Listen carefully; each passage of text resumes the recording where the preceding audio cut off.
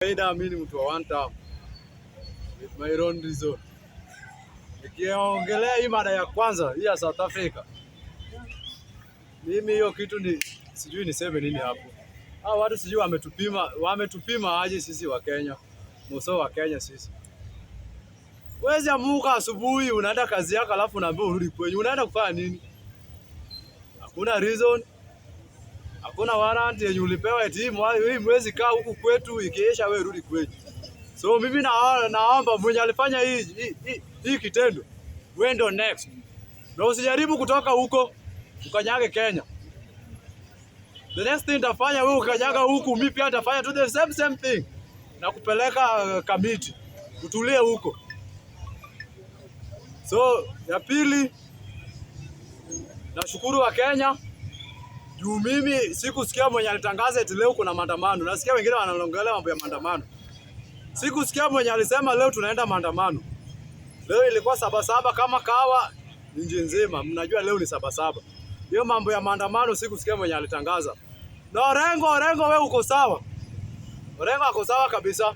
Orengo alijitokeza venye Raila alikuwa anajitokeza. Mbona wakati Raila alikuwa anajitokeza anakuja Nairobi, amko anauliza eti Raila umekuja kufanya nini Nairobi? Orengo akijitokeza akakuja Nairobi, mnauliza alikuja kufanya nini? Orengo hakuja kumaandamana. Mimi hai personally nilikuwa. Hata kaka kamera kulitoa nilikuwa. Hai personally nilikuwa. Mali Orengo alikuwa. Hapo ndo mali Orengo alikuwa na ujiwa. Orengo akimaliza akakuwa na mkutano yake hapo. So hao wenye walisema Orengo mara alikuwa maandamano. Hakuna kitu kama hiyo. Orengo alikuwa na ujiwa hapo na watu wa kamera, akimaliza akakuwa na meeting yake do. Hao wenye walishikwa, wengine waliachwa hata. Wanapiga tu kale hivi wameanza kushikizwa kukali. So hizi vitu mlikuwa naona watu wakipost juu mara unakuja kupiga nayo kelele hapo mara sio Orengo. Watu wanashikwa wakiona. Hapana. Orengo alikuwa na vitu zake venye baba alikuwa anafanya. Na Orengo ndio yule mwenye tunaona sasa hivi. Anaweza fanya hizo vitu zenye Raila alikuwa anafanya. Kutokelezea Orengo kwa CBD hiyo usione shida hapo. Orengo pia ni Mkenya. Na uwezi niambia ati Orengo lazima akae tu Siaya. Juu yeye ni gavana wa Siaya. Orengo lazima atembee. Hii ndio capital city ya Kenya. Orengo ni gavana wake. Siaya iko Kenya. So akitembea msikuwe mnauliza hapa eti ulikuja kufanya nini? Hapana. Orengo kuna haki yake, ni mtu mzima na huyo ndio kiongozi mwenye tunaona sasa hivi. Na huyo ndio Yesu. Huyo ndio Yesu yetu. Orengo mali shikilia tu hapo. Wewe na Gachagua mkijashika hapo.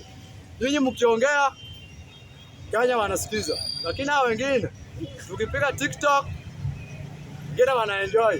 Wenye wana simu kama masozo wetu hawatajua. Yeye atasikiza kwa redio, asikie Orengo amesema nini, Gachagua amesema nini, Kenya inaendelea. Na mahali Kenya inaelekea pale pazuri. Hii uongozi inakuja hii. Tujipange tu sisi kama vijana. Tutabenefit, tutafaidika kidogo. Hii ni iko na surety 100%. Tutafaidika. Tukiacha tu hii mambo ya sukusuku ya huku na pale, mara sijui mara hapana, tukue tu mwaminifu, tukue tu mtulivu. Orengo, Gachagua, Babu na Sifuna. Hao watu wanatuweka pali pazuri. Na hapo mali wanatupeleka. Hatutoki. Hapo ndo tumeshikilia na tutashikilia. Gachagua ukisema hata kesho pia ni 8 sasa. Ni 8-7. Pia itakuwa tu sawa. Mimi hata nimefurahi leo, sijapata jamu nikikuja ndio maana nimepika mapema. Leo nimekuja nimeenjoy pesa yangu.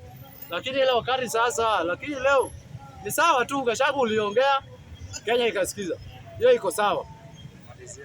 Nikiongea mambo ya walimu. Mwenye anakuja hapa anasimama hapa anasema mara sijui walimu analeta mchezo. Huyo ni yule mwenye alipelekwa huko akasumbwana na walimu huko, ametoka shule akijua mwalimu ndomba.